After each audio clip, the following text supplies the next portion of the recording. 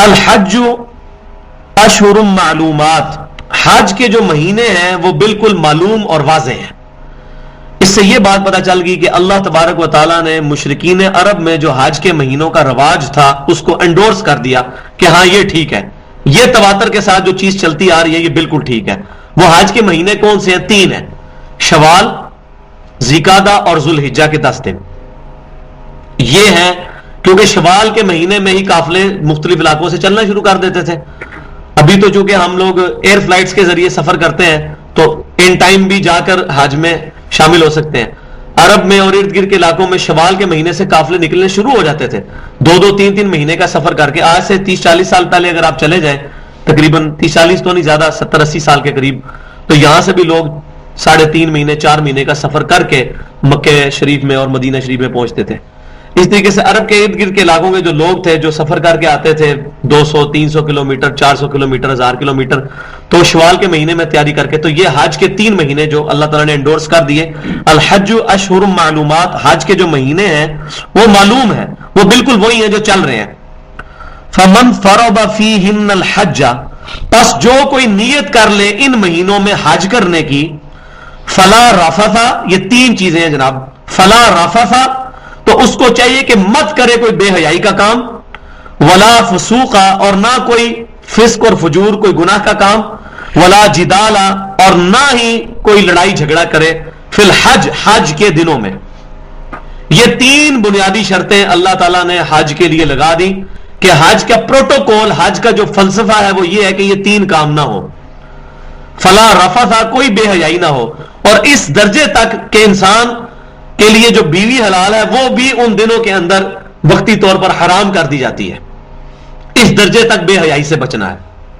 ولا فسوق، اور نافرمانی نہ کرے، ولا جدال، اور نہ جھگڑا کرے۔ اسی کانٹیکسٹ میں صحیح بخاری اور صحیح مسلم کے اندر حدیث موجود ہے کہ امام کائنات صلی اللہ علیہ وسلم نے فرمایا کہ جس شخص نے حج کیا اور یہ 3 شرطیں لگائیں اور اس نے اس میں بے حیائی کی بات نہیں کی، اس نے کوئی گناہ کا کام نہیں کیا اور لڑائی جھگڑا نہیں کیا، تو حج کرنے کے بعد وہ ایسا ہی ہو گیا جیسا کہ آج ہی ماں کے پیٹ سے پیدا ہوا ہے، اس کے سارے گناہ معاف ہو جائیں گے۔ یہ حج کی فضیلت ہے، لیکن ان طرح 3 شرائط کے ساتھ۔ اور واللہ یہ چیز دیکھنے میں وہاں ملتی ہے، 40 لاکھ کے قریب مجمع موجود ہوتا ہے، لیکن الحمدللہ اللہ تبارک و تعالیٰ نے اس وقت دنیا میں یہ ایک زندہ معجزہ رکھا ہے کہ 40 لاکھ پبلک اکٹھی ہوتی ہے، پوری دنیا سے مختلف نیشنز کے مختلف طبقے کے لوگ اکٹھے ہوتے ہیں، اور اس کے باوجود الحمدللہ کوئی لڑائی جھگڑا نہیں وہاں ہوتا۔ ہر بندہ ڈر رہا ہوتا ہے، ایون غلطی سے بھی کسی کو دھکا لگ جائے تو وہ دوسرے سے معذرت کر لیتا ہے، کیونکہ ہر ایک کو ٹینشن بڑی ہوتی ہے کہ میں نے حج میرا کہیں ضائع نہ ہو جائے۔ تو یہ بہت بڑا معجزہ ہے اس وقت مسلمانوں کا، یہ انٹرنیشنل اجتماع جو ہوتا ہے حج کی شکل میں، کہ مسلمان وہاں پر اکٹھے ہوتے ہیں، الحمدللہ وہاں پر امن ہوتا ہے۔ باقی یہ جو کبھی کبھار جو بگدڑ مچتی ہے یا آگ لگ جاتی ہے، یہ صرف مینجمنٹ کی کمزوری ہوتی ہے، کوئی لڑائی جھگڑے کی وجہ سے ایسا نہیں ہوتا۔ وہ بھی الحمدللہ اب انہوں نے کافی پیسہ لگا کر منا کے خیموں کے پاس، وہ جہاں پر رمی کے لیے جاتے ہیں، وہاں پر اب انہوں نے مختلف جو ہے منزلیں بنا دی ہیں، تقریباً اب 4 ہو چکی ہیں منزلیں، جن پہ پہلے تو ایک ہی سڑک تھی جس سے لوگ جاتے تھے، اسی سے واپس آتے تھے تو وہ بھگدڑ مچ جاتی تھی۔ اب الحمدللہ آپ دیکھ رہے ہیں کتنے عرصے سے بڑا اچھا امن کے ساتھ سلسلہ چل رہا ہے۔ وما تفعلوا من خیر یعلمہ اللہ، اور جو کوئی بھی تم نیکی کا کام کرتے ہو تو اللہ تعالی کے علم میں ہے۔ یعنی کوئی بھی شخص حج کے لیے نکلا ہے، کس نیت سے نکلا ہے اور حج کے اندر وہ کیا شرارت کر رہا ہے، کیا اس کی نیت ہے، یہ اللہ کے علم میں ہے۔ اور یہاں حج کے اندر میں خصوصاً ایک بات ضروری سمجھتا ہوں کرنا، وہ یہ کہ چونکہ عورت کا احرام بھی حج کی حالت میں یہ ہے کہ چہرہ اس نے رکھنا ہے ننگا، تو حج کے دنوں میں نگاہ کی حفاظت کرنا بڑا مشکل ہو جاتا ہے۔ یہ سب سے بڑی ٹینشن ہے جو ایک حاجی کو وہاں فیس کرنا پڑتی ہے، کیونکہ عورتیں جو ہیں انہوں نے بھی احرام اس طرح کیا ہوتا ہے کہ ان کا چہرہ کھلا ہونا چاہیے اور یہ 2 ہاتھ کھلے ہونے چاہیے احرام کی حالت میں، اور یہ بھی اللہ تعالیٰ نے آزمائش رکھی ہے۔ اب اس حالت کے اندر بڑا مشکل ہو جاتا ہے مردوں کے لیے اپنی نگاہ کی حفاظت کرنا۔ وہاں جا کر کوئی انسان میں فوراً کرامت نہیں پیدا ہو جاتی کہ انسان خانہ کعبہ پہنچے گا تو وہ فوراً ہی ٹھیک ہو جائے گا، جس کو یہاں سے بد نگاہی سے بچنے کی اور اپنی نگاہوں کو حرام سے بچانے کی عادت ہوگی، وہاں پر جا کر وہی شخص ہی نگاہ کی حفاظت کر سکتا ہے. یہ بڑا مشکل کام ہے، تو یہ بہت زیادہ پریکٹس کرنی پڑتی ہے، بڑا اہتمام کرنا پڑتا ہے. اور اس میں تو یہ سجیسٹ کروں گا کہ جو شادی شدہ لوگ ہیں خصوصاً انہیں کو ہی حج کے لیے جانا چاہیے اور اپنی بیوی ساتھ لے کے جائیں. اگر وہاں پر اتنے عرصے کے لیے اپنی نگاہ کی حفاظت کرنی ہے تو بیوی اپنے ساتھ ہونی چاہیے. اور یہ الحمدللہ نبی صلی اللہ علیہ وسلم کا بھی مبارک طریقہ تھا. آپ جب بھی کسی سفر پہ جاتے تھے نا تو اپنی کوئی نہ کوئی بیوی زوجہ محترمہ ساتھ رکھتے تھے. بخاری اور مسلم میں موجود ہے کہ نبی صلی اللہ علیہ وسلم پھر قرعہ ڈالتے تھے، جس کے نام پہ قرعہ نکلا ہے اس کو ساتھ لے کے جایا کرتے تھے. تو جب بھی کہیں سفر پر اس طرح جانا پڑے تو کوشش کرنی چاہیے لمبے پیریڈ کے لیے تو اپنی بیوی کو ساتھ رکھا جائے. خصوصاً حج میں تو بہت زیادہ اس چیز کی ضرورت محسوس کی جاتی ہے. اور اگر نگاہ کی حفاظت نہ ہوئی اور پھر روحانیت تو ساری ختم ہو گئی. اب اللہ تعالیٰ سے کیا جزا ملنی ہے؟ من خیر یعلمہ اللہ، جو بھی نیکی کا کام کرو گے اللہ تعالیٰ کے علم میں ہے. وَتَزَوَّدُوا فَإِنَّ خَيْرَ الزَّادِ التَّقْوَى، اور سفر کا جو زاد راہ ہے وہ بھی اپنے ساتھ رکھ لیا کرو، اور سب سے بہترین زاد راہ تو تقوی ہے.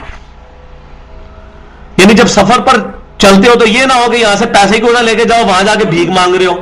اور یہ اکثر پاکستانی یہی کام کر رہے ہوتے ہیں. وہاں پر آپ کو جتنے بھیک مانگنے والے ملیں گے نا ان میں میجورٹی پاکستان، بنگلہ دیش، انڈیا کے لوگوں کی ہوتی ہے. وہاں پہ آپ طواف کعبہ کر رہے ہیں اور لوگ ایسے ہاتھ بلا کے زمین پہ بیٹھے ہوئے ہیں، جس طرح یہاں سڑک پہ بیٹھے ہوتے ہیں نا، خانہ کعبے جا کے بھی یہی کچھ کر رہے ہوتے ہیں. وہی میں کہہ رہا ہوں نا کہ بھائی کعبے جانے سے کوئی سوئچ نہیں آن ہو جانا پرہیزگاری کا.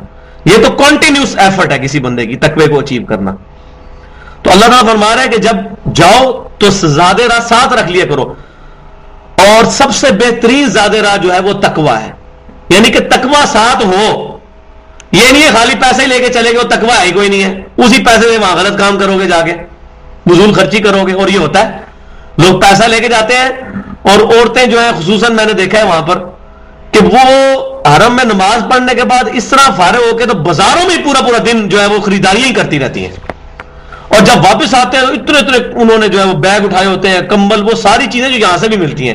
چلو وہاں سے زمزم اور کھجور ہی بندہ لے آئے، لیکن وہ اتنی چیزیں لے کے آتے ہیں. تو وہ کیا کہ صرف یہ نہیں ہے کہ مال رکھ لیا ساتھ، تو تقوی بھی ساتھ رکھنا ہے کہ اس مال کو کسی صحیح جگہ پر خرچ کرنا ہے. یہ نہیں ہے کہ اس مال کے ذریعے جو ہے وہ دنیا کی یاشیاں وہاں کرنی شروع کر دینی ہے. یہاں پر ان صوفیاء کا بھی رد ہوا کہ جن لوگوں کا یہ کانسیپٹ ہے کہ انسان کو اللہ پر توکل کر لینا چاہیے بغیر اسباب کے. اور اکثر صوفیاء کی کتابوں میں اکثر کہتا ہوں، میں قرآن و حدیث میں تو ایم ایس سی ہوں گا لیکن تصوف میں پی ایچ ڈی ہوں. میری پوری زندگی تصوف میں گزری ہے. تصوف کی تمام کتابیں میں نے اپنے دودھ کے دانت جو ہیں وہ تصوف میں توڑے ہیں. پوری زندگی کے میرے 31 سال، اب میں 33 سال کا ہوں، 31 سال تصوف میں گزرے ہیں. تو تصوف کی تمام کتابیں الحمدللہ میں نے پڑھی ہیں اور ڈیٹیل کے ساتھ اپنی زندگی لگائی ان کتابوں پر ہے. یہ بعد میں قرآن حدیث کی طرف رجحان ہوا، اللہ کا فضل ہوا. تو تصوف میں بھی یہ کانسیپٹ موجود ہے کہ بھی اللہ پر توکل کر دیا جائے تو غیر سے کھانا آنا شروع ہو جائے گا، یہ ہو جائے گا، وہ ہو جائے گا. تو یہ بالکل باطل نظریہ ہے. اللہ نے دنیا کے کام کو اسباب کے ساتھ جوڑا ہے. اللہ تعالیٰ اس چیز پر قادر ہے کہ بغیر پانی کے پیاس بجھا دے، لیکن پیاس کو پانی کے ساتھ جوڑا ہے. نبی صلی اللہ علیہ وسلم کو جب پیاس لگتی تھی آپ پانی پیتے تھے، بھوک لگتی تھی تو کھانا کھاتے تھے. تو آپ صلی اللہ علیہ وسلم ہمارے سامنے آئیڈیل ہیں. جس نے بھی آپ صلی اللہ علیہ وسلم کے ٹریک کو چھوڑ کر کوئی اور راستہ اختیار کیا تو وہ پھر غلو اور ایگزیجریشن میں چلا گیا. اور افسوس کی بات یہ ہے کہ لوگوں نے ایسے ایسے نظریات اپنے بزرگوں کے بارے میں ڈیولپ کیے ہیں کہ نعوذ باللہ من ذالک وہ کبھی کبھار لگتا ہے کہ اپنے بزرگوں کو امام کائنات سید الاولین والآخرین شفیع المذنبین رحمت للعالمین سیدنا و مولانا امام اعظم محمد رسول اللہ صلی اللہ علیہ وسلم سے بھی بڑھ کر ہی کچھ مانتے ہیں. کہتے نہیں ہیں، مانتے ہیں. 40 سال تک اشاعت وضوء الفجر پڑھی، نبی صلی اللہ علیہ وسلم نے پڑھی؟ کبھی صحابہ کرام نے پڑھی؟ انہوں نے بھی نہیں پڑھی ہوئی. یہ جھوٹ ہے.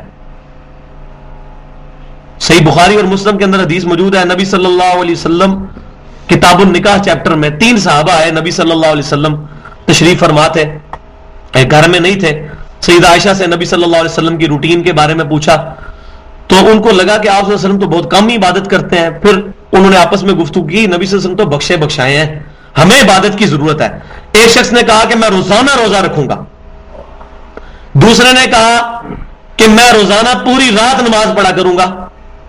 تیسرے نے کہا کہ جی میں شادی کے جھنجٹ میں نہیں پڑھوں گا, میں شادی نہیں کروں گا. یہ اللہ کی راہ سے دور کر دیتی ہے, اپنا پورا وقت عبادت میں لگاؤں گا. نبی صلی اللہ علیہ وسلم جب واپس گھر تشریف لائے تو آپ کو بتایا گیا کہ اس طرح لوگ گفتگو کر رہے تھے. تو آپ صلی اللہ علیہ وسلم جلال میں آئے اور آپ نے بڑا سخت جملہ ارشاد فرمایا. آپ نے فرمایا خدا کی قسم میں تم سے بڑھ کر اللہ کا تقوی رکھنے والا ہوں. اب میں اسی بات کو یہ کہنے لگا ہوں, اللہ کی قسم نبی صلی اللہ علیہ وسلم صوفیاء سے بڑھ کر تقوی رکھنے والے ہیں. پھر آپ صلی اللہ علیہ وسلم نے فرمایا اللہ کی قسم میں تم سے بڑھ کر تقوی رکھنے والا ہوں, اور میں رات کو سوتا بھی ہوں, نماز بھی پڑھتا ہوں, میں روزے رکھتا بھی ہوں اور نہیں بھی رکھتا ہوں, اور نکاح میری سنت ہے. فمن رغب عن سنتی فلیس منی, جس نے میری سنت سے اغراض کیا اس کا مجھ سے کوئی تعلق نہیں. آپ تصوف کی کتابیں اٹھا کے پڑھیں, اس میں باقاعدہ چیپٹر بنے ہوئے ہیں نکاح کے نقصانات. یہ ایک پورا دین ہے کہ جو اسلام کے خلاف کھڑا کیا گیا پرہیزگاری کے نام کے اوپر. یہ پرہیزگاری نہیں ہے, یہ دین ہم کسی غیر مسلم کو نہیں پیش کر سکتے. آپ نے اس کی جھلک لینی ہو تو شیخ فرید الدین عطار آج سے تقریباً 800-900 سال پہلے ایک گزرے ہیں صوفی, انہوں نے کتاب لکھی ہے تذکرۃ الاولیاء. بریلوی دیوبند دونوں اس کو چھاپ رہے ہیں ترجمے کے ساتھ. اس میں آپ واللہ چیزیں پڑھ لیں, آپ کانوں کو ہاتھ لگائیں. شیخ ابو بکر شبلی کے بارے میں لکھا ہے, وہ کہتے ہیں میں 30 سال تک نمک کا سرما لگاتا رہا ہوں اپنی آنکھوں میں تاکہ میں رات کو عبادت کر سکوں. یہ کون سا دین ہے بھائی؟ صحیح مسلم میں حدیث ہے, حضرت عبداللہ بن عمر بن عاص رضی اللہ تعالیٰ عنہ کی شکایت کی گئی نبی صلی اللہ علیہ وسلم کو ان کی بیوی کی طرف سے کہ یہ رات کو جو ہے پوری رات نفل پڑھتے ہیں اور دن کو روزے رکھتے ہیں. آپ صلی اللہ علیہ وسلم نے بلا کے ان کو ڈانٹا. آپ نے فرمایا عبداللہ اگر پوری رات جاگے گا تو اندھا ہو جائے گا, تیری آنکھوں کا بھی تجھ پہ حق ہے, تیری بیوی کا بھی تجھ پہ حق ہے, تیری اولاد کا بھی تجھ پہ حق ہے. اب نبی صلی اللہ علیہ وسلم فرما رہا ہے تو رات کو روزانہ جاگے گا تو اندھا ہو جائے گا, تیری آنکھوں کا حق ہے. اور ابو بکر شبلی صاحب کہہ رہے ہیں میں 30 سال تک نمک کا سرما لگاتا رہا ہوں. بھائیو یہ باتیں بالکل کلین ہے, یہ کوئی راکٹ سائنس نہیں ہے. اپنی جھوٹی عقیدت کو رکھیں سائڈ پہ, یا تو نبی صلی اللہ علیہ وسلم کا کلمہ پڑھیں یا پھر ان بزرگوں کا کلمہ پڑھ لیں. یہ ہم بزرگوں کو رد نہیں کر رہے, ان کی جو تعلیمات ہم تک پہنچی ہیں وہ تو یہی کچھ ہے. وہ بزرگ تھے یا نہیں تھے, نہ ہم اقرار کرتے ہیں نہ انکار کرتے ہیں. البتہ ہم یہ ضرور کہتے ہیں کہ جو تعلیمات ہیں یہ نبی صلی اللہ علیہ وسلم سے ٹکراتی ہیں, کیونکہ ابو بکر شبلی جو ہے ان کو فوت ہوئے بھی تقریباً 900 سال ہو چکے ہیں, شاید ان کی طرف جھوٹی بات منسوخ کر دی. لیکن جو آج کے صوفیاء ان کتابوں کو چھاپ رہے ہیں وہ تو ان کو مانتے ہیں. اسی طریقے سے علی بن عثمان حجویری کشف المحجوب میں لکھتے ہیں کہ میں نے غلطی کی تھی زندگی میں ایک دفعہ شادی کرنے کی, اب دوبارہ نہیں کروں گا. اب پتہ نہیں علی بن عثمان حجویری نے یہ لکھی ہے بات کہ نہیں, لیکن آج جو کتاب موجود ہے اس میں تو موجود ہے. ہم ان بزرگوں کو کچھ نہیں کہتے. اگر وہ نیک تھے تو اللہ کی جنتوں میں, اور اگر وہ برے تھے تو اللہ تعالیٰ کے عذاب میں مبتلا ہوں گے. ہمیں نہیں پوچھا جائے گا کہ وہ کس حالت میں ہے, ہمیں یہ پوچھا جائے گا کہ ہم نے قرآن و سنت پہ عمل کیا یا نہیں. تو میں اس پہ ایک جملہ اکثر بولا کرتا ہوں کہ اگر ہم ان تعلیمات کو جو تصوف کی چل رہی ہیں پبلک میں, اگر ان کو مان لیں تو ہمارے نبی کا دامن ہمارے ہاتھ سے چھوٹ جائے. نبی سے فرما رہے ہیں تمہاری آنکھوں کا بھی حق ہے, یہ کہہ رہے ہیں آنکھوں میں سرما لگاؤ, نمک کا سرما لگاؤ. ہم کیسے مان لیں؟ اللہ کے نبی سچے ہیں, باقی جو ان کے مقابلے پہ ہیں سب جھوٹے ہیں. پوری کائنات اکٹھی ہو جائے نبی صلی اللہ علیہ وسلم کے مقابلے پر سب جھوٹی ہوگی. نبی صلی اللہ علیہ وسلم کے مقابلے پر جو نبی صلی اللہ علیہ وسلم کے حق میں ہے اس اللہ کے ولی کو ہم مانتے ہیں. ہم مانتے ہیں سیدنا بکر صدیق کو اللہ کا ولی, سیدنا عمر, سیدنا عثمان, سیدنا علی رضی اللہ عنہ اجمعین. اسی طریقے سے تابعین, تبع تابعین جو صحیح سند کے ساتھ جن پر سب متفق ہیں, سب اولیاء اللہ ہیں. انہوں نے کہیں یہ تعلیمات نہیں دی, یہ سب جھوٹی باتیں ان کی طرف منسوب ہیں, اور نہ یہ غیر مسلم کو آج ہم دین دے سکتے ہیں. تو یہ ہو گیا جی اس طرح کر لیں جی, پوری رات جاگ لیں جی, دن کو روزہ رکھ لیں جی, روزانہ روزہ رکھیں. یہ پرہیزگاری نہیں ہے, یہ ایگزیجریشن ہے. اسی لیے اللہ نے فرمایا لقد کان لکم فی رسول اللہ اسوۃ حسنہ, نبی صلی اللہ علیہ وسلم کی زندگی میں تمہارے لیے بہترین نمونہ ہے. آپ صلی اللہ علیہ وسلم کو چھوڑ کے آپ جس کو بھی اڈاپٹ کریں گے, ہاں دنیا میں تو آپ کی واہ واہ ہو جائے گی کہ بہت بڑی کرامت دکھا دی, یہ بہت بڑا کوئی انسان ہے. اللہ کے حضور اس کی کوئی وقت نہیں ہے. اللہ کے حضور عمل قبول ہونے کی جو شرط ہے وہ امام کائنات صلی اللہ علیہ وآلہ وسلم کا طریقہ کار ہے. تو میں نے بڑی ڈیٹیل سے یہاں پر گفتگو کی ہے کیونکہ یہ آیت ایسے آئی تھی فَإِنَّ خَيْرَ الزَّادِ التَّقْوَىٰ, سب سے بہترین جو زاد راہ ہے وہ تقویٰ ہے. زاد راہ لے کے ساتھ چلا کرو, خالی خولی جو ہے توکل نہ کرو. جیسے जामिया तिरमिज़ी में सही हदीस है कि ऊंट को बांधो, उसके बाद अल्लाह पर तवक्कल करो। ऊंट को बांध कर अल्लाह पर, असबाब इख्तियार करने हैं लेकिन अकीदा मुसब्बिबुल असबाब पे रखना है। वत्तकूनी या उलिल अलबाब, और मुझसे ही डरते रहो ए अक्लमंदो। यानी अक्लमंद वो होगा जो अल्लाह का तकवा रखेगा। सीधी सी बात है। तकवे का एक क्राइटेरिया ये है कि इंसान अल्लाह के अहकामात खालिसतन उसकी रजा के लिए करे और तरीका अडॉप्ट करे इमाम कायनात सल्लल्लाहु अलैहि वसल्लम। लैसा अलैकुम जुनाहुन अन तबतगू फदलन मिन रब्बिकुम, तुम पर कोई हर्ज नहीं है कि तुम हज के दिनों में भी अल्लाह का फजल तलाश करो। यानी ये हो सकता है कि कोई शख्स यहां से कोई सामान बेचने के लिए वहां ले जाए, जैसे अरब में भी काफिले हज के लिए आते थे। जो चीजें मक्के मदीने में रेयर मिलती हैं कोई शख्स बाहर से ले आता है, जैसे यहां से बाज लोग जो है वो दवाइयां ले जाते हैं, इसी तरीके से कुछ ऐसी चीजें ले जाते हैं कि जो वहां पर अवेलेबल नहीं होती तो वहां अच्छे दामों बिक जाती हैं। तो ये अल्लाह ताला ने इजाजत दे दी, इस पर तुम पे कोई हज नहीं। अन तबतगू फज़लन मिन रब्बिकुम, कि तुम अपने रब का फजल यानी वहां पर तिजारत कर सकते हो यहां से कोई चीज लेके जाकर। फइज़ा अफ़ज़्तुम मिन अरफ़ातिन, फिर जब तुम वापस आओ मैदान अरफात से, फ़ज़्कुरुल्लाह इंदल मशअरिल हराम, तो अल्लाह का जिक्र करो मशअर हराम के पास यानी मुज़दलिफ़ा में। अब मैं आपको हज का तरीका बता देता हूं, क्योंकि अब ये आपको फिर पूरी स्टोरी समझ आ जाएगी इसमें कि ये हज का तरीका क्या है। देखिए, हज का तरीकाकार ये है कि 8 ज़िलहिज्जा को इमाम कायनात सल्लल्लाहु अलैहि वसल्लम ने जोहर की नमाज के बाद एहराम बांधा था हज का, 8 ज़िलहिज्जा को, और आप वसल्लम मिना तशरीफ ले गए। अब भी यही होता है कि 8 को एहराम बांधा जाता है और मिना ले जाते हैं, लेकिन चूंकि रश बहुत ज्यादा होता है तो पाकिस्तान के जो हाजी हैं उनको 8 से भी एक दिन पहले 8 और 7 की जो दरमियानी रात है, रात के वक्त ये एहराम बनवा कर तो रातों रात मिना पहुंचा दिया जाता है, क्योंकि अगर सुबह हो तो फिर वो टाइम पे मिना पहुंच भी नहीं सकते। लेकिन लेट से लेट भी 8 ज़िलहिज्जा को आपने एहराम बांध लेना है, उसके बाद मिना चले जाना है, मिना में रात गुजारनी है, और मिना में सुबह फजर की नमाज पढ़ने के बाद फिर आपने अरफात की तरफ कूच करना है, और दिन का कुछ हिस्सा अरफात में गुजारना जरूरी है। इतना लेट ना करें कि अरफात पहुंचने से पहले पहले मगरिब हो जाए। वहां पर जाकर जोहर और असर की नमाज को जमा करना नबी सल्लल्लाहु अलैहि वसल्लम की सुन्नत है। तो 9 ज़िलहिज्जा को मैदान अरफात, जो मिना तकरीबन आप समझ लें 5-6 किलोमीटर है मक्का शरीफ से, और तकरीबन 4-5 किलोमीटर ही आगे अरफात है, तकरीबन 8 किलोमीटर के करीब। पैदल जाए तो 1.5 घंटा लगता है, गाड़ियों में जाए तो तकरीबन 3-4 घंटे लग जाते हैं, क्योंकि गाड़ियों का रश बहुत ज्यादा होता है। तो पैदल उन्होंने बड़ी चौड़ी रोड बनाई हुई है, और मजा है जी जनाब पैदल चलने का। रूहानियत, इतनी रूहानियत के सारे लोगों ने कफन पहने हुए हैं और हजारों की तादाद में लोग चल रहे हैं। वो वाकई मैदान महशर का मंजर एक किस्म का कायम हो जाता है वहां पर।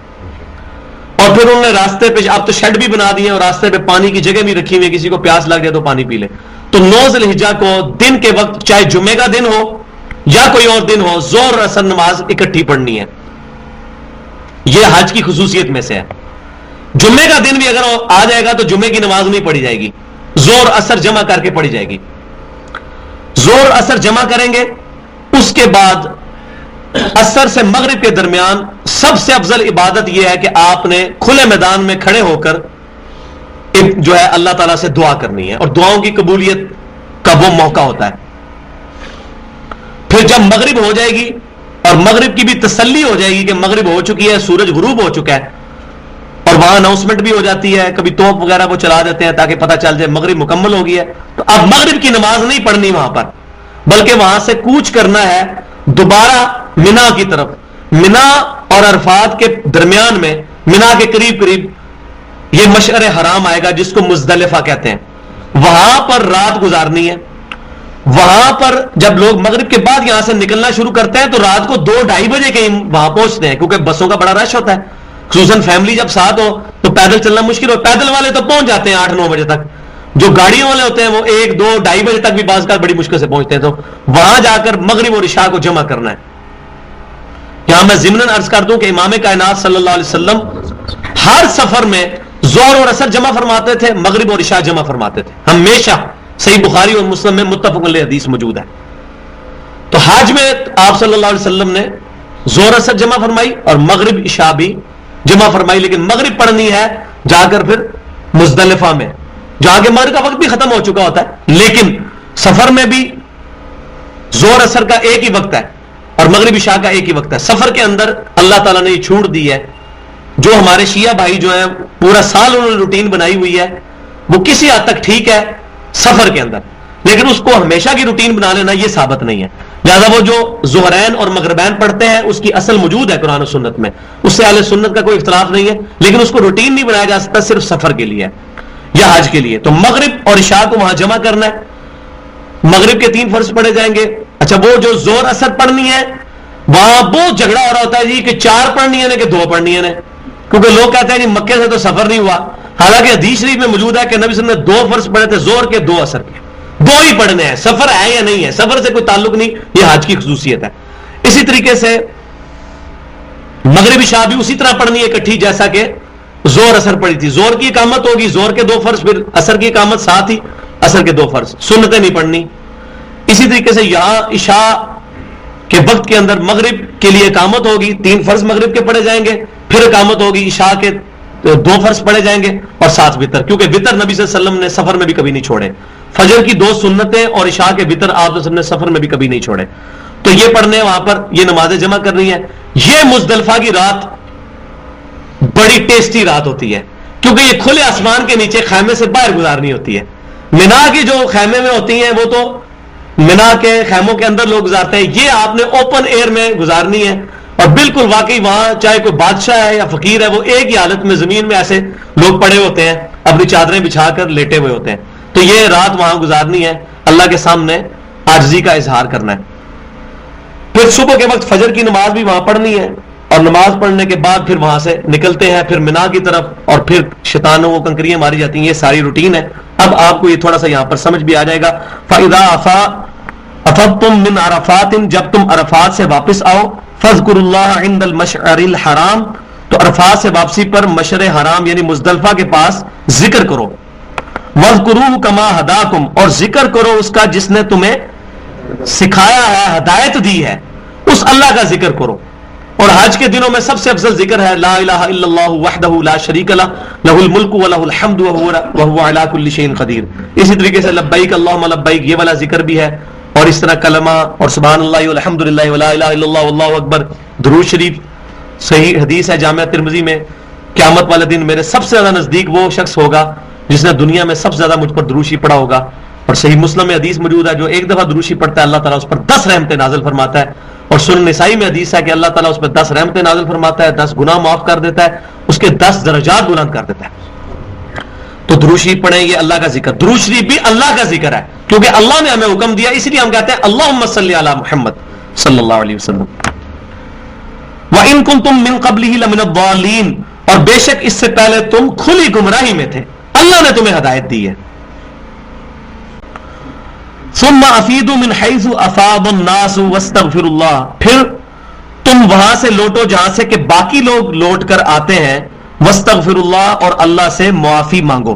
اب ہوتا کیا تھا، یہاں پہ صحیح بخاری میں حدیث موجود ہے کہ جو قریش کے رہنے والے لوگ تھے وہ عرفات کے میدان میں جانے کو اپنا عیب تصور کرتے تھے، وہ یہ کہتے تھے کہ جو قریش ہیں یہ عرفات میں نہیں جائیں گے، عرفات کے میدان میں وہ لوگ جائیں گے کہ جو لوگ باہر سے آنے والے لوگ ہیں، ہمارا حج تو ادھر ہی ہو جائے گا، سانو کڑی لوڑ ہے۔ جس طرح اکثر ہماری ادھر پاکستان میں بھی نا جو سید ہے نا وہ اپنے آپ کو کہتے ہیں ہم سید ہیں، آتے امتی نے، حالانکہ ہم ان کے امتی تو نہیں ہیں، ہم تو نبی صلی اللہ علیہ وسلم کے امتی ہیں، لیکن وہ خام خواہ پروٹوکول لے رہے ہوتے ہیں، امتیاں دیا گل ہے تو امتیاں دیا گل ہے، پنجاب میں بہت زیادہ عام ہے۔ تو اسی طریقے سے قریش والے کہتے تھے یہ جو باہر کے لوگ ہیں نا یہ جائیں گے عرفات میں، ہم تو یہاں کے رہنے والے ہیں، کعبے کے متولی ہیں، ہم کیوں عرفات میں جائیں؟ تو اللہ تعالیٰ فرما رہا ہے کہ جہاں سے باقی لوگ لوٹتے ہیں، تو اے قریش کے مغرور لوگوں تم بھی عرفات میں سے ہو کر آؤ گے تو حج قبول ہوگا۔ تو ابھی چونکہ مسلمان نئے نئے مسلمان ہوئے تھے تو ظاہر ہے جب کوئی بندہ نیا نیا آتا ہے تو اس کو کافی ساری عادتیں ذہن میں پکی ہوئی ہوتی ہیں، لہذا مسلمانوں کو کہا جا رہا ہے کہ اب تم اب پرانی رسومات پہ نہ رہنا کہ تم اب عرفات جاؤ ہی کو نہ۔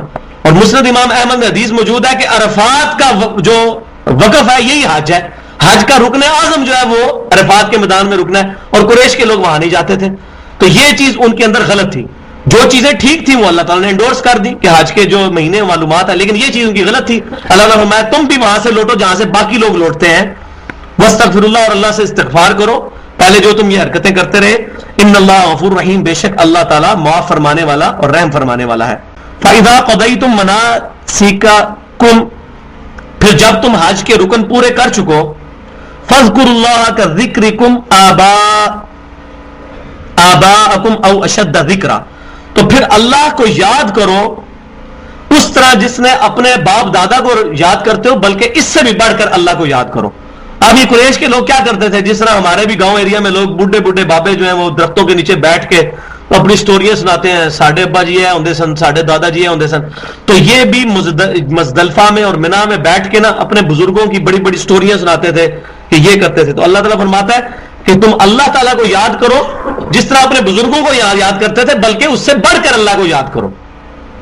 اور یہاں بھی یہی ہوتا ہے، لوگ کہتے ہیں جی اگر ہم کسی قبر پہ جا کے مانگتے ہیں کسی بزرگ سے، تو بیک میں ہمارا یہ عقیدہ ہوتا ہے کہ اللہ ہی دے رہا ہے ان بزرگوں کے ذریعے.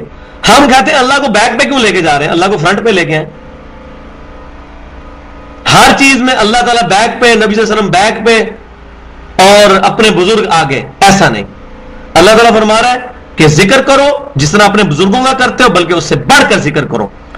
فَمِنَ النَّاسِ مَن يَقُولُ رَبَّنَا آتِنَا فِي الدُّنْيَا، اور لوگوں میں سے ایسے بدبخت بھی لوگ بھی ہیں جو صرف یہ کہتے ہیں یا اللہ ہمیں دنیا میں ہی بھلائی دے دے جو دینی ہے. وَمَا لَهُ فِي الْآخِرَةِ مِنْ خَلَاقٍ، ایسے لوگوں کا آخرت میں کوئی حصہ نہیں ہے. وَلِعَاذُ بِاللَّهِ تَعَالَى. اور دیکھیں اللہ تعالیٰ کتنا اس معاملے میں کانشیس ہے کہ جو صرف دنیا دنیا دنیا کی بات کرتے ہیں. اور اب نیک بندوں کی جو ہے وہ اللہ تعالیٰ نے صفت بیان کی ہے. وَمِنْهُمْ، اور ان میں سے ایسے لوگ بھی ہیں، مَن يَقُولُ رَبَّنَا آتِنَا فِي الدُّنْيَا حَسَنَةً وَفِي الْآخِرَةِ حَسَنَةً وَقِنَا عَذَابَ النَّارِ، جو کہتے ہیں اے اللہ ہمیں دنیا میں بھی بھلائی دینا اور آخرت میں بھی بھلائی دینا، اور آخرت کی سب سے بڑی بھلائی ہے کہ ہمیں آگ کے عذاب سے بچا لینا. یعنی ان کی ٹاپ پرائرٹی آخرت کی کامیابی ہوتی ہے. دنیا میں بھلائی مانگتے ہیں، اور دنیا میں بھی کیا بھلائی ہے. کسی مومن کامل سے، نبی صلی اللہ علیہ وسلم کے سچے امتی سے پوچھا جائے تو دنیا میں بھی ہماری بھلائی مانگنا یہ ہے کہ اے اللہ تیرا نظام، تیرے محبوب صلی اللہ علیہ وسلم کا بتایا ہوا دین اس دنیا پر غالب ہو جائے، یہ ہماری سب سے بڑی خواہش ہے. اس سے بڑی اور کیا خواہش ہو سکتی ہے. دنیا سے فوراً ہمارا کنسپٹ شاید مال و دولت آ جاتا ہے، وہ بھی ایک حصہ ہے. نبی صلی اللہ علیہ وسلم نے مفلسی سے بھی اللہ کی پناہ مانگی ہے. لیکن کسی کے پاس مال و دولت ہے دنیا کا، لیکن دنیا میں ایمان کی دولت نہیں ہے، دنیا میں روحانی سکون نہیں ہے، نمازوں میں پابندی نہیں، تو اس کی دنیا خراب ہو گئی، چاہے بظاہر وہ اچھی نظر آ رہی ہے. پھر دنیا حسنہ وفی الآخرۃ حسنہ. اسی لیے نبی صلی اللہ علیہ وسلم نے یہ دعا رکن یمانی اور حجر اسود کے درمیان جب چکر کے دوران وہ مستجاب دیوار سے گزرتے ہیں، تو اس دیوار کے پاس سے گزرتے ہوئے جو 70 انبیاء کا مصلی ہے، نبی صلی اللہ علیہ وسلم یہی دعا مانگتے تھے، ربنا آتنا فی الدنیا حسنہ وفی الآخرۃ حسنہ وقنا عذاب النار. وہ دعا کی قبولیت کی دیوار ہے، رکن یمانی سے لے کے حجر اسود تک. خانہ کعبے کا جو طواف ہوتا ہے وہ اینٹی کلاک وائز ہوتا ہے، لیفٹ کندھا آپ نے خانہ کعبے کی طرف رکھنا ہے اور اس طریقے سے طواف کرنا ہے. تو جس طرف حتیم ہے اس کی اپوزٹ پہ جو دیوار ہے وہ ہے مستجاب، قبولیت کی دیوار. اس دیوار کے پاس سے جب گزر رہے ہوتے ہیں تو اس جو آپ سمجھے اتنے سیمی سرکل کے اندر یہ دعا مانگی جاتی ہے، ربنا آتنا فی الدنیا حسنہ وفی الآخرۃ حسنۃ وقنا عذاب النار. اور صحیح بخاری اور مسلم کی متفق علیہ حدیث ہے، حضرت انس بن مالک کہتے ہیں کہ نبی صلی اللہ علیہ وسلم کی اکثر دعا جو ہوتی تھی نا وہ یہی ہوتی تھی، ربنا آتنا فی الدنیا حسنہ وفی الآخرۃ حسنۃ وقنا عذاب النار. اور آپ صلی اللہ علیہ وسلم یوں بھی دعا مانگتے تھے، اللہم آتنا فی الدنیا حسنہ وفی الآخرۃ حسنۃ وقنا عذاب النار. اکثر دعا آپ کی یہ ہوا کرتی تھی. اور الحمدللہ ہم نے صبح و شام کے جو فرض نماز کے بعد اذکار ہیں اس میں یہ دعا ڈالی ہوئی ہے. آپ صلی اللہ علیہ وسلم فرض نماز کے بعد بھی یہ دعا مانگتے تھے اور تشہد میں بھی مانگا کرتے تھے. اب اللہ تعالیٰ دیکھیں کتنا ان پر کرم فرماتے ہیں، فرما رہے اولئک لہم نصیب مما کسبوا، یہ ہیں وہ لوگ جن کو اپنی کمائی کا بدلہ ملے گا. کون لوگ؟ جو دنیا میں بھی اور آخرت میں بھی اللہ تعالیٰ سے بھلائی کی ڈیمانڈ کرتے ہیں، خالی دنیا پرست نہیں ہے. ان کو حصہ ملے گا مما کسبوا، جس میں سے انہوں نے کمایا. یعنی ایفرٹ کرنی پڑے گی، یہ نہیں ہے کیا کرایا کچھ نہیں ہے، حج کر کے آ رہے ہیں اور اسی طریقے سے زندگی گزری جس طرح پہلے. اب بھی نمازوں میں وہ پابندی نہیں ہے جس طرح پہلے نہیں تھی، تو وہ اس کا کوئی فائدہ نہیں ہے. واللہ سریع الحساب، اور اللہ تعالیٰ جلد حساب لینے والا ہے. واذکروا اللہ فی ایام معدودات، خوب اللہ کو یاد کرو ان گنتی کے دنوں میں. جو حج کی گنتی کے دن ہے ان کے اندر خصوصاً اللہ تبارک و تعالیٰ کو یاد کرو. فمن تعجل فی یومین فلا اثم علیہ، اور جو کوئی 2 دن کے اندر ہی واپس آ جائے تو اس میں کوئی حرج نہیں ہے. اب یہ بات سمجھے آپ، حج میں جب مینا کے اندر سٹے ہوتا ہے 8 کو آپ چلے جاتے ہیں، اس کے بعد مینا میں رہنا ہے، 9 کو آپ عرفات میں گئے، پھر مزدلفہ میں رات رہے، پھر 10 کو مینا میں واپس آ گئے، یعنی عید والے دن. تو حاجیوں پر عید کی نماز کوئی نہیں ہوتی، انہوں نے وہاں رمی کرنی ہوتی ہے، وہاں پر رمی کرنی ہے. انہوں نے 10 کو بھی وہاں رکنا ہے، اور پہلے دن رمی کرنے کے بعد پھر انہوں نے قربانی کرنی ہے. قربانی کرنے کے بعد اپنے سر کے بال منڈوانے ہیں، پھر احرام کھولنا ہے، پھر غسل کرنا ہے، پھر کپڑے پہن کر تو طواف کعبہ کے لیے آنا ہے، جس کو طواف زیارت کہتے ہیں. یہ بھی بہت بڑا رکن ہے، وہ عام کپڑوں میں کرنا ہوتا ہے، یہ روٹین ہوتی ہے اس کی. لیکن وہ طواف زیارت کر کے واپس رات مینا میں ہی گزارنی ہے آ کے، یعنی عید کی سے اگلے دن کے درمیانی رات جو ہے 10 اور 11 کی وہ مینا میں. اور یہ بڑا مشکل کام ہوتا ہے کیونکہ بیک وقت لاکھوں لوگوں نے طواف کرنا ہوتا ہے. بعض لوگ بوڑھے لوگ ساتھ ہوں تو 10-12 گھنٹے میں طواف نہیں ہوتا، جو کہ 20 منٹ کا طواف ہوتا ہے صرف، تو اتنا ٹائم لگ جاتا ہے. تیسری منزل پہ ذرا آسان ہو جاتا ہے. تو رات مینا میں آگے گزارنی ہے، 10 اور 11 کی درمیانی رات وہاں گزارنی ہے، پھر 11 اور 12 کی درمیانی رات وہاں گزارنی ہے، پھر 12 کا دن کا بھی کچھ حصہ وہاں پر گزار کر اس کے بعد 12 کے غروب آفتاب سے پہلے اور ان دنوں میں رمی بھی کرنی ہے، جو کنکریاں مارنی ہے. تو 12 کی جو مغرب سے پہلے وہاں سے کوچ کرنا ہے. تو اللہ تعالیٰ ہمارا جو کوئی وہ 2 دن گزار کے 11 اور 12 بھی آ جائے اس پر کوئی گناہ نہیں ہے. من تاخر فلا اثم علیہ، اور جو کوئی ایک دن اور بڑھا لے تو اس میں بھی کوئی گناہ نہیں ہے. تو 13 کے لیے بھی بعض لوگ جب لیٹ ہو جاتے ہیں تو پھر 13 کے لیے بھی رک جاتے ہیں وہاں پہ. اور اگر مغرب آپ کو 12 کی وہاں ہو گئی تو اب 13 کا دن کا بھی گزار کے حصہ تو پھر واپس آ سکتے ہیں، رات کو واپس نہیں آ سکتے. لمن اتقا، یہ اس کے لیے جو تقوی اختیار کرے. واتقوا اللہ، دیکھ لیں پھر وہی بات آ گئی، اللہ کا تقوی اختیار کرو. وَاعْلَمُوا أَنَّكُمْ إِلَيْهِ تُحْشَرُونَ، اور یہ تمہارے اوپر چیک یہ ہے، جان لو اس بات کو، أَنَّكُمْ إِلَيْهِ تُحْشَرُونَ، کہ تمہیں مر کر اللہ کے حضور اٹھنا ہے.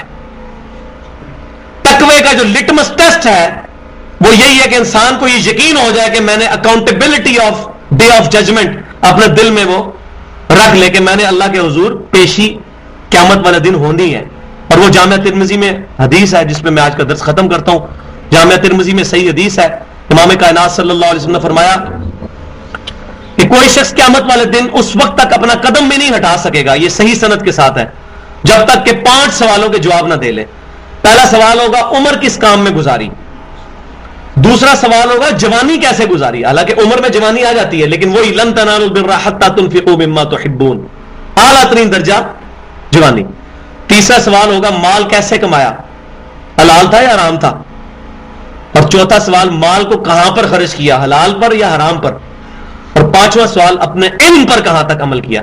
تو یہ علم تھا نا، تو مسلمان ہے اور مسلمان پہ علم دین حاصل کرنا فرض ہے، تو انہیں اس پہ عمل کیا، قرآن و سنت کے احکامات سیکھے. خود کبھی صحیح بخاری کھول کر دیکھا کہ نماز کا طریقہ امام کائنات صلی اللہ علیہ وسلم کا کیا لکھا ہوا ہے، یا بس لگی لپٹی ہوئی چلتا رہا اسی طریقے سے، اور زندگی میں ایک نماز بھی سنت کے طریقے پر پڑھنے کی توفیق نہ ملی. خود تحقیق کی، اور جو خود تحقیق کرے گا اس پر اللہ کا وعدہ ہے وَالَّذِينَ جَاهَدُوا فِينَا لَنَهْدِيَنَّهُمْ سُبُلَنَا، جو لوگ ہماری راہ میں کوشش کریں گے ہم اپنی راہیں ان کے لیے ضرور کھولیں گے. یہ اللہ نے اپنے اوپر اوبلیگیشن کر لی ہے کہ جو شخص اللہ کی راہ میں کوشش کرے گا اللہ ضرور راہیں دکھائے گا.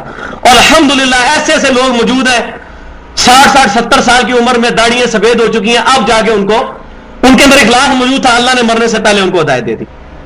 مولوی کو نہیں ملے گی، مولوی کے اندر اخلاص نہیں ہوتا الا ماشاء اللہ. میں سارے مولویوں کو غلط نہیں کہتا، لیکن اکثر کی روٹی چونکہ دین کے ساتھ لگی ہوئی ہے، آپ ان کو بخاری مسلم کھول کے بھی بتا دیں، کہیں گے ایڈے بڑے بزرگ پاگل سن. ہم کہتے ہیں نہ تیرے بزرگ کا دین نہ میرے بزرگ کا دین، دین اللہ کا اور اس کے محبوب صلی اللہ علیہ وسلم کا دین ہے. اچھا جناب، آج انشاءاللہ تعالی ہم سورۃ البقرہ میں آیت نمبر 204 سے شروع کریں گے، پارہ نمبر 2 کے اندر. بسم اللہ الرحمن الرحیم. وَمِنَ النَّاسِ مَن يُعْجِبُكَ قَوْلُهُ فِي الْحَيَاةِ الدُّنْيَا،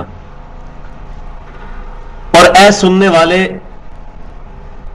لوگوں میں سے ایسے لوگ بھی ہیں کہ جن کی گفتگو تمہیں اس دنیا کی زندگی کے بارے میں حیرت میں مبتلا کر دیتی ہے پسندیدگی کے اعتبار سے. یہ خاص قسم کا منافقانہ جو کردار منافقین کا ہوتا ہے، وہ منافق بنتا کیوں ہے؟ کردار کی کمزوری کی وجہ سے. جب بھی کوئی شخص حق کو فیس نہیں کر سکتا تو اس کے دو رزلٹ نکلتے ہیں. یا تو وہ حق سے پکا ہی اناد کرتے ہوئے کفر اختیار کر لیتا ہے، یا پھر حق سے وقتی طور پر مغلوب ہو کر اہل حق کے سامنے اپنے آپ کو مومن ڈیمانسٹریٹ کرتا ہے، اور جب کافروں کے پاس جاتا ہے تو کہتا ہے کہ نہیں، میں تو ان کے ساتھ صرف مذاق کر رہا، میں تو آپ کے ساتھ ہوں. یہ کردار سورۃ البقرہ کے شروع میں آیا تھا. تو جو کردار کی کمزوری کے اندر لوگ مبتلا ہوتے ہیں وہ حق بات واضح طور پر قبول نہیں کر سکتے، سمجھ لیتے ہیں لیکن قبول نہیں کر سکتے. پھر وہ کیا کرتے ہیں کہ جب اہل ایمان کے پاس آتے ہیں تو پھر اللہ کی قسمیں اٹھا اٹھا کے کہتے ہیں ہم تو آپ کے ساتھ ہیں، بالکل ہم آپ کے دین کو حق سمجھتے ہیں. تو یہ اس منافقانہ کردار کا ذکر یہاں پر آ رہا ہے کہ لوگوں میں ایسے لوگ موجود ہیں. اور یہاں پر خطاب تو نبی صلی اللہ علیہ وسلم سے ہے، لیکن آپ صلی اللہ علیہ وسلم کے ذریعے سے اصل میں امت کی طرف خطاب ہے. وَمِنَ النَّاسِ مَن يُعْجِبُكَ قَوْلُهُ فِي الْحَيَاةِ الدُّنْيَا، اے سننے والے لوگوں میں ایسے لوگ بھی موجود ہیں کہ جن کی گفتگو تمہیں دنیا کی زندگی کے بارے میں بڑی پسند آتی ہے، بڑی چرب زبانی کے ساتھ وہ گفتگو کرتے ہیں. وَيُشْهِدُ اللَّهَ عَلَى مَا فِي قَلْبِهِ، اور اس پر وہ اللہ تعالیٰ کو بھی گواہ کرتے رہتے ہیں کہ ہمارے دل میں یہی بات ہے جو ہم آپ سے کر رہے ہیں. اللہ کی جھوٹی قسمیں اٹھا کے اپنی بات کی لوگوں کو یقین دہانی کروانے کی کوشش کرتے ہیں. وَهُوَ أَلَدُّ الْخِصَامِ، حالانکہ یہ جو شخص ہوتا ہے اس طرح کا، یہ حق کا سخت ترین دشمن ہوتا ہے. یہ سب کچھ وہ ایکٹنگ کر رہا ہوتا ہے. اس کے ضمن میں چند ضعیف روایات ملتی ہیں کہ آپ صلی اللہ علیہ وسلم کے مبارک زمانے میں ایک منافق تھا جس کے بارے میں یہ آیات نازل ہوئیں، لیکن وہ روایتیں چونکہ ضعیف ہیں اس لیے ہمارے لیے حجت نہیں. اور اگر اس کا شان نزول بھی موجود ہو تب بھی قرآن پاک کو دونوں اعتبار سے دیکھنا ہوگا. تعویل خاص کے اعتبار سے وہ اس زمانے کے لیے جس وقت وہ نازل ہوا، اور تعویل عام کے اعتبار سے قیامت تک کے لیے اس میں رہنمائی موجود ہے. یہ ایک خاکہ ہے، ایک سکیچ ہے منافق کے کردار کا. جو بھی شخص اس کے اندر فٹ آئے گا اس کے اوپر منافقت کا فتویٰ لگ جائے گا قرآن کی طرف سے. ہم نہیں لگائیں گے. جس کے اندر بھی یہ کمزوری موجود ہوگی وہ خود اپنے آپ کو دیکھ سکتا ہے کہ ایسی کمزوری اگر میرے اندر موجود ہے تو میں اس کو دور کر کے منافقانہ کردار سے نکل کر مومنین کے کردار کی طرف آؤں. وَإِذَا تَوَلَّى سَعَى فِي الْأَرْضِ لِيُفْسِدَ فِيهَا، اور جب اس کو زمین میں کوئی حکومت مل جاتی ہے، وہ ولی بن جاتا ہے، تو وہ کوشش کرتا ہے زمین میں فساد مچانے کی. وَيُهْلِكَ الْحَرْثَ وَالنَّسْلَ، اور تباہ کرنے کی کھیتیوں کو اور انسانی نسل کو. وَاللَّهُ لَا يُحِبُّ الْفَسَاد، اللہ تعالیٰ فساد کو ہرگز پسند کرنے والا نہیں ہے. تو یہ منافقانہ کردار، اور اس کی اگر آپ نے صحیح پکچر دیکھنی ہو تو آج کے ہمارے حکمران دیکھ لیں. آپ پوری دنیا کے مسلمانوں کے حکمران دیکھ لیں. اکثر ملکوں کے اندر ڈکٹیٹرشپ ہے. یہ بھی آج کل جو کچھ چل رہا ہے لیبیا کے اندر، ایک شخص جو کہ 42 سال سے حکومت میں بیٹھا ہوا ہے اور وہ عوام کے اوپر گولیاں برسا کے ہزاروں لوگوں کو قتل کر چکا ہے. تو منافق کے لیے یہ ضروری نہیں کہ وہ کافر ہی ہوگا. اہل کلمہ، اہل قبلہ، کلمہ گو مسلمان بھی منافقانہ کردار رکھ سکتے ہیں. جیسے کہ صحیح بخاری اور صحیح مسلم کے اندر منافقین کی جو بڑی بڑی نشانیاں بتائی گئیں، ان میں ایک یہ ہے کہ بات کرے تو جھوٹ بولے، جب وعدہ کرے تو وعدہ خلافی کرے، امانت رکھی جائے تو خیانت کرے، اور جب معاملہ ہو کسی کے ساتھ تو گالی گلوچ پہ اتر آئے. یہ کردار تقریباً آج زیادہ تر مسلمانوں میں موجود ہے، لیکن ہم ان کو منافق نہیں کہتے اس لیے کہ وہ کلمہ گو مسلمان ہیں، اور نفاق دل کی بیماری کا نام ہے، اور یہ اللہ کو بہتر پتہ ہے. البتہ یہ ضرور کہیں گے کہ آپ کا کردار منافقانہ ہے، آپ اس کردار سے توبہ کریں، اس کردار سے رجوع کریں. اس کو بند کر دیں. تو یہ ضرور بتائیں گے. تو قرآن پاک میں مومنین کی نشانیاں، منافقین کی نشانیاں ہمیں بتائی گئیں تاکہ ہم ان چیزوں کو سمجھ کر منافقانہ کردار سے بچ سکیں اور مومنانہ کردار کو اڈاپٹ کر سکیں. اب وہ اس حد تک غرور والا شخص ہوتا ہے، منافقانہ کردار والا. ایک تو اس کی نشانی بتائی گئی کہ وہ جھوٹی قسمیں کھاتا ہے، دوسرا زمین میں فساد برپا کرنے کی اور کھیتوں کو تباہ کرنے کی اور نسل انسانی کو ختم کرنے کی کوشش کرتا ہے.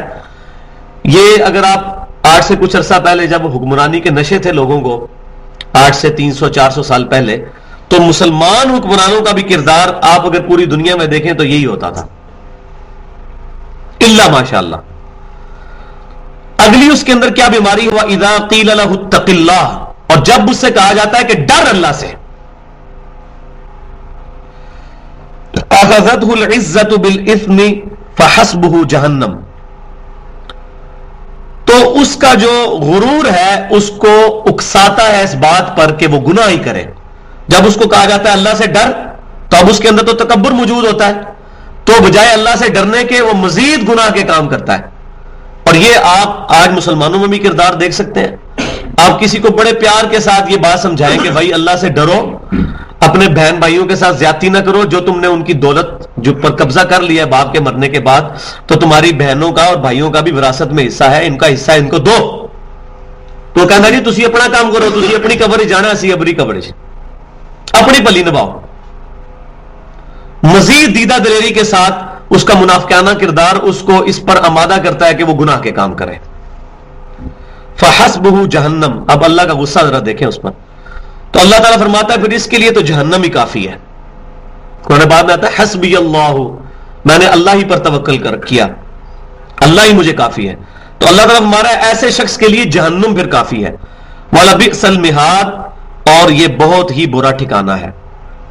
اب قرآن پاک کا یہ ایک طریقہ کار ہے کہ جہاں منافقانہ کردار یا کافروں کا یا بد کردار لوگوں کا ذکر ہوتا ہے تو سائملٹینیس کنٹراسٹ بھی دکھایا جاتا ہے اہل ایمان کا، تاکہ فوراً ہی انسان کو یہ بھی بتایا جائے کہ یہ تو برائی تھی، اب دیکھو اچھے لوگوں کا کردار کیا ہوتا ہے اور اچھے لوگ کس طرح بہیو کرتے ہیں.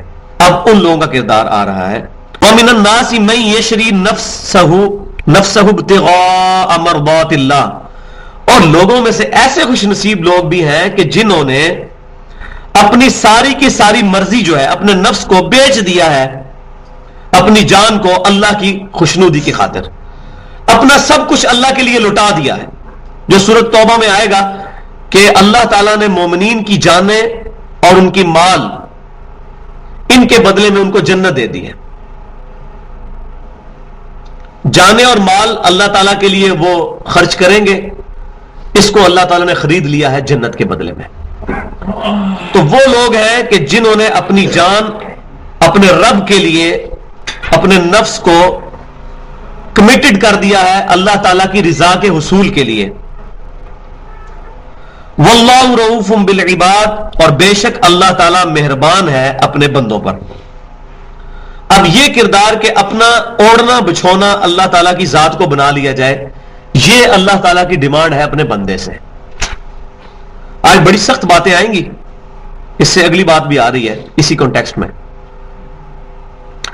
امام کائنات صلی اللہ علیہ وسلم کے بارے میں سورۃ الانعام کے اندر آیا ہے قل اننی ہدانی ربی الی صراط مستقیم. اے محبوب صلی اللہ علیہ وسلم آپ فرماؤ کہ مجھے میرے رب نے سیدھا راستہ دکھا دیا ہے، دینا قیما ملت ابراہیم حنیفا، جو دین بالکل سیدھا ہے اور قائم ہے ابراہیم علیہ السلام کی ملت پر. وما کان من المشرکین، اور ابراہیم علیہ السلام شرک نہیں کرتے تھے. پھر اگلی بات، قل اے محبوب صلی اللہ علیہ وسلم آپ یہ بات فرماؤ، ان صلاتی، بے شک میری نماز، و نسکی، اور میری قربانی، و محیایا، اور میری زندگی، و مماتی، اور میری موت، للہ رب العالمین، تمام جہانوں کے پالنے والے اللہ کے لیے. میرا اوڑھنا بچھونا اللہ کی ذات ہے، سب کچھ میں نے اللہ کے لیے وقف کر دیا. میری نماز، میری قربانی، میرا جینا، میرا مرنا، سب کچھ اللہ کے لیے. تو یہ لوگ ہیں وہ کہ جن پر اللہ تعالیٰ نہایت ہی مہربان ہے اپنے بندوں پر. اللہ واللہ رؤوف بالعباد، ایسے لوگوں پر جنہوں نے اپنی جانیں اپنے رب کی مرضی کے لیے دے دی ہیں. اسلام کا مطلب ہی یہی ہے تو سبمٹ یور ول، اپنی رضا کسی کے حوالے کرنا، کس کے حوالے؟ اللہ کے. مسلم وہ ہوتا ہے جو اپنی رضا اپنے رب کے حوالے کر دیتا ہے، سر تسلیم خم کر دیتا ہے. یا ایھا الذین آمنوا ادخلوا فی السلم کافہ، اے ایمان والو اسلام میں داخل ہو جاؤ پورے کے پورے، آدھے تیتر آدھے بٹیر نہ بنو، پورے کے پورے اسلام میں داخل ہو جاؤ. یہ نہیں ہے کہ نماز پڑھنے کے لیے آؤ تو مومن اور باہر نکل کے سودی کاروبار کرو، حرام خوریاں کرو، دودھ میں پانی ملاؤ، اپنے رشتہ داروں کا حق جو ہے وہ غصب کرو، اپنی اولاد کے ساتھ برا سلوک کرو، یا اپنے ماں باپ کے ساتھ ان کی نافرمانی کرو، بدتمیزی کرو، پورے کے پورے اسلام میں داخل. یہ نہیں کہ اپنے گیٹ اپ میں اسلام رکھ لیا کہ داڑھی رکھ لی، شلوار ٹخنوں سے اوپر کر لی، لیکن کردار منافقانہ ہے. پورے کے پورے اسلام میں داخل ہو. جزوی اطاعت اللہ تعالیٰ کو قبول نہیں ہے، ایکسیپشنز کے ساتھ اللہ تعالیٰ کو اطاعت قبول نہیں ہے، پوری کی پوری اللہ کی مرضی ماننی ہے. میں نے پہلے بھی ایک دفعہ کچھ عرصہ پہلے ایک چیز ذکر کی تھی کہ ایک دفعہ ایک انگریز پاکستان میں آیا تو اس نے دیکھا کہ رمضان کے مہینے میں مسلمانوں کی اکثریت روزہ رکھتی ہے لیکن نماز نہیں لوگ پڑھتے. رمضان گزر جاتا ہے جب، تو اس نے ایک مسلمان سے سوال کیا کہ یہ بتاؤ کہ تمہارا نماز والا خدا کوئی اور ہے اور رمضان والا خدا کوئی اور ہے؟ لگتا ہے رمضان والا جو خدا ہے تمہارا بڑا ڈاڈا ہے، وہ بڑا سخت ہے، اس سے تو سارے ڈرتے ہیں، روزہ رکھتے ہیں، اور جو نمازوں والا رب ہے وہ معاذ اللہ استغفر اللہ کوئی ڈھیلا ہے کہ اس کی بات ہی کوئی نہیں مانتا. جزوی اطاعت نہیں، کلی اطاعت کرنی ہے. رمضان ہے یا غیر رمضان ہے، اللہ تعالیٰ کی اطاعت کرنی ہے. مسجد میں ہے یا مسجد سے باہر ہے، اللہ تعالیٰ کی فرما برداری کرنی ہے امام کائنات صلی اللہ علیہ وسلم کے مبارک طریقے کے مطابق. جزوی اطاعت اللہ تعالیٰ کو قابل قبول نہیں ہے، کیونکہ یہ سب کچھ دیا ہوا اللہ کا ہے اور اللہ تعالیٰ کی اپنے بندے سے ڈیمانڈ ہے کہ سب کچھ لٹا دے اپنے رب کے لیے. جو رب نے حکم فرمایا اپنے محبوب صلی اللہ علیہ وسلم کے ذریعے اس کو اڈاپٹ کرے، پھر معاشرے کی پرواہ نہ کرے کہ معاشرہ کیا کہتا ہے، ڈٹ جائے، کسی کی پرواہ نہ کرے. انسان حق کیوں نہیں قبول کرتا؟ اپنے کردار کی کمزوری کی وجہ سے. لوگ شلوار کو ٹخنوں سے اوپر پینٹ کو کیوں نہیں رکھتے؟ لوگ کیا کہیں گے؟ حالانکہ بندے کے ذہن میں اگر یہ بات راسخ ہو جائے کہ نبی صلی اللہ علیہ وسلم کی مبارک سنت ہے تو انسان کے لیے آسان ہو جاتا ہے. اسی معاشرے کے اندر جب عورتوں کا فیشن عام ہوا ہے اپنی شلواریں ٹخنوں سے اوپر کرنے کا، تو یہ تمام بے پردہ عورتوں نے شلواریں ٹخنوں سے اوپر نہیں کر لی تھی. اگر وہ دنیا کی فیشن کی خاطر یہ سب کچھ کر سکتے ہیں، ہم اللہ اور اس کے محبوب صلی اللہ علیہ وسلم کی رضا کی خاطر نہیں کر سکتے، جبکہ ان کو دنیا داری کا ریوارڈ دنیا میں بھی شاید نہ ملے. لیکن اللہ تبارک و تعالیٰ اپنے محبوب صلی اللہ علیہ وسلم کی سچی اتباع کے بدلے میں دنیا میں بھی سکون دے گا اور آخرت کا ان گنت انعام اور کامیابی وہ تو ابھی مقدر ہونے والی ہے انشاءاللہ. تو اے ایمان والو پورے کے پورے دین میں داخل ہو جاؤ، آدھے نہیں، پورے کے پورے دین میں. نماز قائم کرنے کا مطلب یہ ہے کہ مسجد کے اندر اگر نماز قائم کی ہے، نماز کو پڑھا ہے، تو باہر نکل کے اس نماز کی حفاظت بھی کی جائے. اگر مسجد میں دعا کی ہے اللہ ہمیں سیدھے راستے پر چلا، راستہ ان لوگوں کا جن پر تیرا انعام ہوا، اور گمراہوں کے اور غضب شدہ جو لوگ ہیں ان کے راستے سے بچا، تو باہر نکل کے اس کے لیے کوشش بھی کریں. کوشش نہیں کریں گے کچھ نہیں ہوگا. جس بندے کو پیاس لگی ہے اس کو پانی تو گلاس میں ڈال کے پینا پڑے گا، پھر اس کی پیاس بجھے گی. اللہ تعالیٰ اس پر قادر ہے کہ بغیر اس کے بجھا دے، لیکن دنیا کو اللہ تعالیٰ نے فزیکل لاز کے ساتھ جوڑا ہے. جو سردیوں میں ننگے پاؤں زمین پر گھومے گا اس کو ٹھنڈ لگے گی، یہ اللہ تعالیٰ کا فزیکل لا ہے، یہ فزیکل فینومینا ہے. جو آگ میں ہاتھ رکھے گا آگ اس کو جلائے گی. ابراہیم علیہ السلام کے لیے ایک دفعہ ہی ٹھنڈی ہوئی ہے نا آگ، اس کے بعد کوئی روز روز تو نہیں ٹھنڈی ہوتی. اسی طریقے سے جس نے حق قبول کرنا ہے تو اس کو خود ایفرٹ کرنی پڑے گی. وَالَّذِينَ جَاهَدُوا فِينَا لَنَهْدِيَنَّهُمْ سُبُلَنَا، جو لوگ ہماری راہ میں کوشش کریں گے ہم اپنی راہیں ان کے لیے کھول دیں گے. It is the responsibility of almighty Allah, کہ جو بندہ بھی اپنی ایفرٹ پٹ کرے گا اللہ تعالیٰ اس کو ہدایت ضرور دے گا. چاہے وہ سلمان فارسی ہوگا، 4 دین اپنے بدل کے نبی صلی اللہ علیہ وسلم کے قدموں تک پہنچے ہیں کہ نہیں؟ کدھر سے چلے اور کہاں پہنچے. یہ اللہ تعالیٰ کی رسپانسبلٹی ہے. جو اللہ تعالیٰ کے لیے ایفرٹ پٹ کرے گا اللہ تعالیٰ اس کو انعام دے گا. لیکن کک ہم نے مارنی ہے. موٹر سائیکل کا سارا کنٹرول ایکسیلیٹر کے ہاتھ میں بعد میں آتا ہے, پہلے کک مارنی پڑتی ہے اس کو سٹارٹ کرنے کے لیے. اللہ تعالیٰ اپنی مخلوق سے ہی چاہتا ہے کہ پہلے وہ میری طرف قدم بڑھائے پھر میں اس کے لیے راستے کھولوں گا. کیونکہ ایمان سب سے ایلیٹ چیز ہے, اس کائنات میں سب سے قیمتی چیز ہے. یہ کوئی ریڈیو پہ بکنے والی چیز نہیں ہے, یہ ایفرٹ کرنے والے کو ملے گی. چاہے وہ ایک موچی ہے, ایفرٹ کرے گا اس کو مل جائے گی. اور کوئی دنیا کا سب سے بڑا انٹلیکچوئل ہے, کوئی ڈاکٹر انجینئر ہے, اگر وہ ایفرٹ نہیں کرے گا اس کو ہدایت نہیں ملے گی. دنیا کے اندر وہ پی ایچ ڈی ہوگا لیکن اللہ کی معرفت میں زیرو ہوگا. ایفرٹ کرے گا تو پھر میں, کیونکہ اس کائنات کی سب سے بڑی حقیقت اللہ کی ذات ہے. اس تک پہنچنے کے لیے ایفرٹ کریں گے تب وہ ملے گی, ایسے نہیں. لہذا یہ جو ہم لوگوں کو وہم ہو گیا, اکثر لوگ کہہ رہے ہوتے ہیں اللہ کا شکر ہے ہم مسلمانوں کے گھر پیدا ہوئے, کافروں کے گھر پیدا ہوئے. او بھائی میرے مسلمانوں کے گھر پیدا ہو کے ہم نے کیا ایڈوانٹیج لے لیا؟ قرآن تو پوری زندگی ہم سے پڑھا نہیں گیا, ہمیں پتہ ہی نہیں ہمارے عقیدے بھی مسلمانوں والے ہیں کہ نہیں, کہ خالی مہر لگی ہوئی ہے. اور بھائیوں قادیانی بھی تو اپنے آپ کو مسلمان ہی سمجھ رہے ہیں, وہ بھی کہتے ہوں گے شکر ہے اللہ کا کہ ہم مسلمانوں کے گھر پیدا ہوئے ہیں.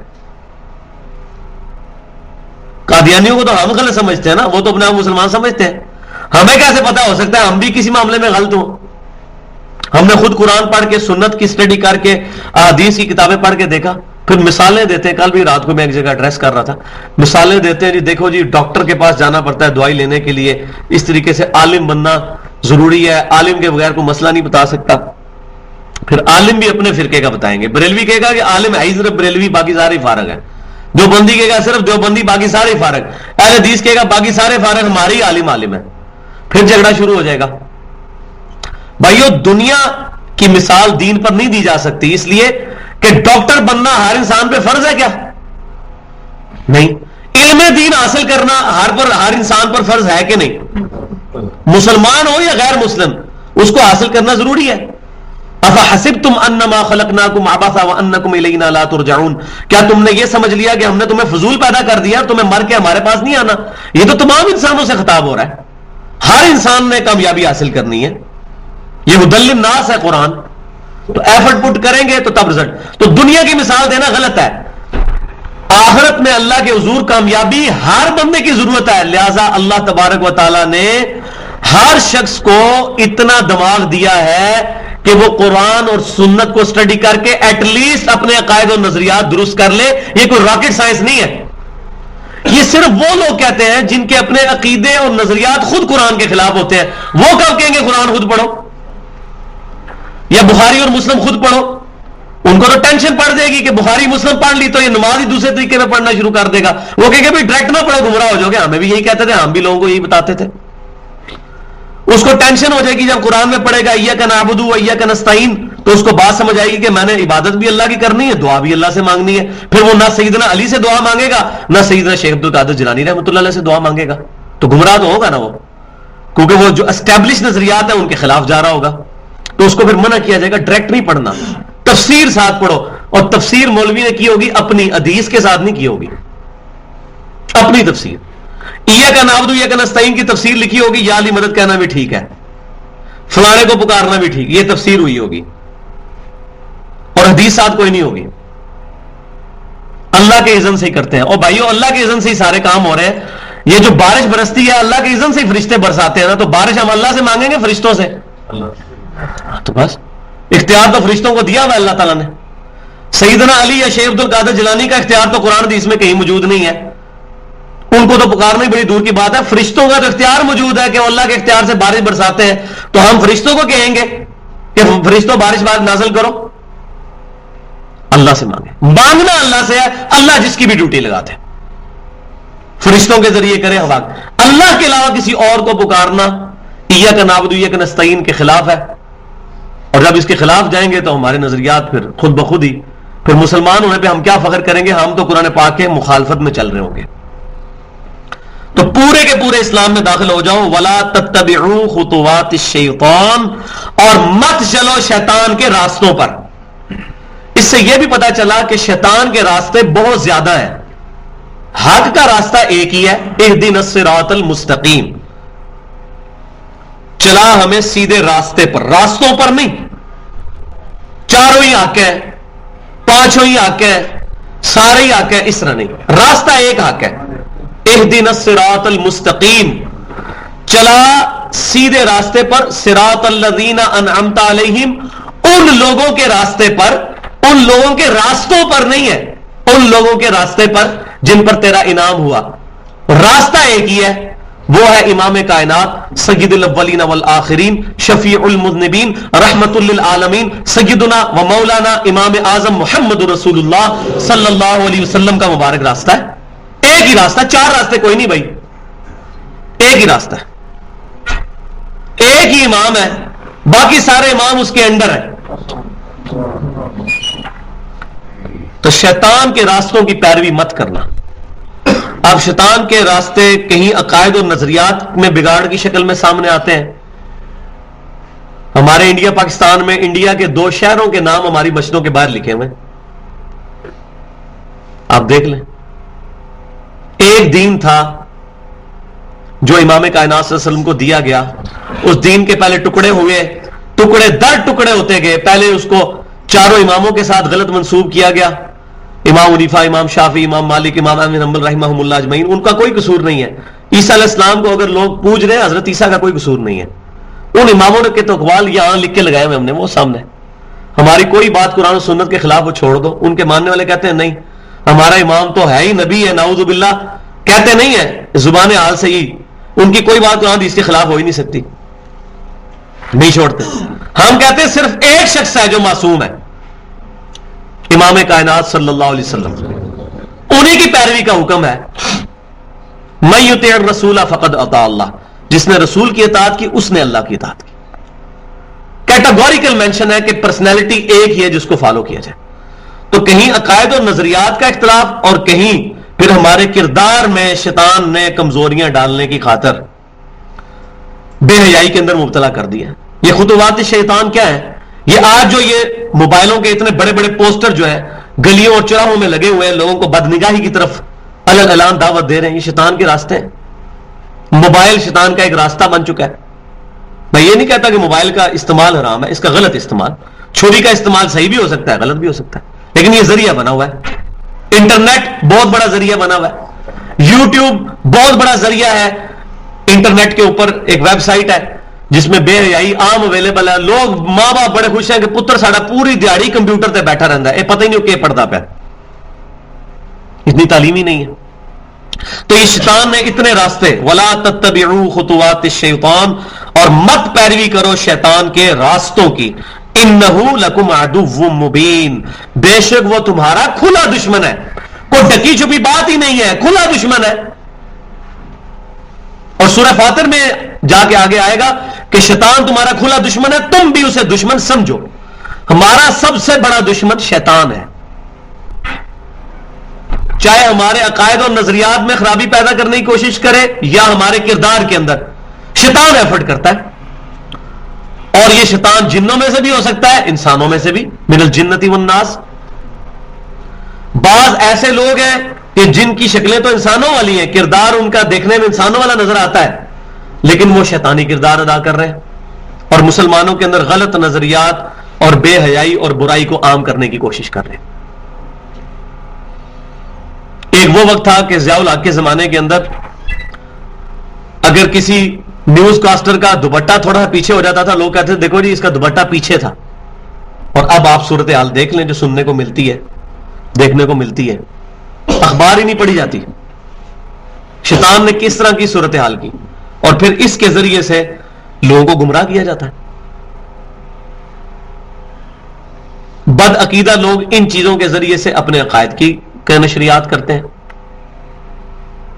کتنے لوگ ہیں جو کہتے ہیں جی آپ ہمارا یہ دین قبول کر لو، ہمارا یہ مذہب قبول کر لو، ہم آپ کو جرمنی کا ویزا لگوا دیں گے، بس ایک دفعہ اپنے نظریات چھوڑ کے یہ نظریات قبول کر لو۔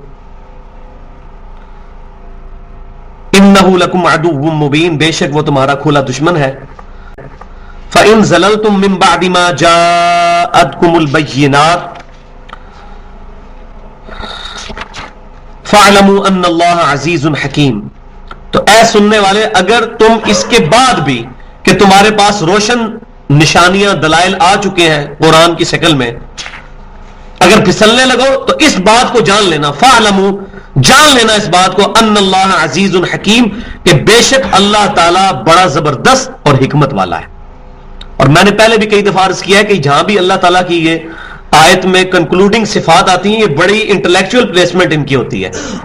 فَاعْلَمُوا ان اللہ عزیز الحکیم، اللہ غالب ہے، ایسا نہیں ہے کہ تم شیطانی راستے پہ چلو گے تمہیں پکڑ نہیں سکتا، وہ تو تمہیں ڈھیل دیتا ہے، اور یہ اس کی حکمت کا تقاضا ہے۔ عزیز حکیم، غالب ہونے کے باوجود تمہیں نہیں پکڑتا تمہارے گناہوں پر فوراً، کیوں کہ وہ غالب ہے لیکن حکیم بھی ہے، حکمت والا ہے، وہ اپنی حکمت سے تمہیں ٹائم دیتا ہے کہ اپنا ٹائم گین کرو، شاید کبھی وقت آئے کہ کوئی بندہ میری طرف پلٹ آئے، یہ اس کی رحمت کا تقاضا ہے۔